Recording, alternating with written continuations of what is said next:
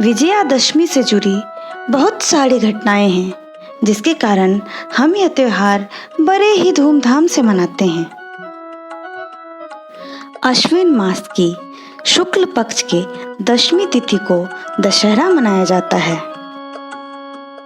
श्री रामचंद्र जी ने इसी दिन रावण जैसे दुष्ट आत्मा का वध कर इस संसार को रावण रूपी अंधकार से मुक्त किया था।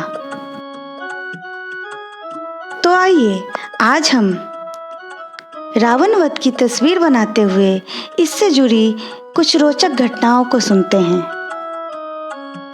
हम इस त्योहार को असत्य पर सत्य की जीत के रूप में मनाते हैं। भगवान राम और रावण का युद्ध नवरात्रों में ही हुआ था और उसकी मृत्यु के पश्चात दाह संस्कार दशमी के दिन हुआ था। उसके बाद से ही हम विजयादशमी का त्योहार मनाते हैं। इसलिए कई जगहों पर इस दिन संध्या में रावण के पुतले भी जलाए जाते हैं। इस पर्व को भगवती के विजया नाम पर भी विजयादशमी कहते हैं। माता ने महिषासुर जैसे राक्षस के साथ इसी नवरात्रि में युद्ध किया था और फिर दशमी के दिन उसका वध किया था। ऐसा भी माना जाता है कि अश्विन शुक्ल दशमी को तारा उदय होने के समय विजय नामक काल होता है। यह काल सर्व कार्य सिद्धिदायक होता है, इसलिए भी इसे विजयादशमी कहते हैं। इस तिथि को किसी भी नए कार्य की शुरुआत के लिए भी शुभ माना जाता है। इस तिथि में हम जो भी कार्य आरंभ करते हैं उसमें सफलता अवश्य मिलती है। इससे जुड़ी एक रोचक घटना महाभारत काल से है। दुर्योधन ने पांडवों को जुए में पराजित करके 12 वर्ष के वनवास के साथ 13वें वर्ष में अज्ञातवास की शर्त दी थी। 13वें वर्ष यदि उनका पता लग जाता है तो उन्हें पुनः 12 वर्ष का वनवास भोगना पड़ेगा। इसी अज्ञातवास में अर्जुन ने अपना धनुष एक शमी के वृक्ष पर रखा था तथा स्वयं वृहणलला के वेश में राजा विराट के पास नौकरी कर ली थी। जब गोरक्षा के लिए विराट के पुत्र कुमार ने अर्जुन को अपने साथ लिया, तब अर्जुन ने शमी वृक्ष पर से अपने हथियार उठाकर शत्रुओं पर विजय प्राप्त की थी। इन्हीं सभी रोचक घटनाओं के कारण हम नवरात्रि के 9 दिन के साथ साथ दशमी तिथि को भी इतने धूमधाम से मनाते हैं।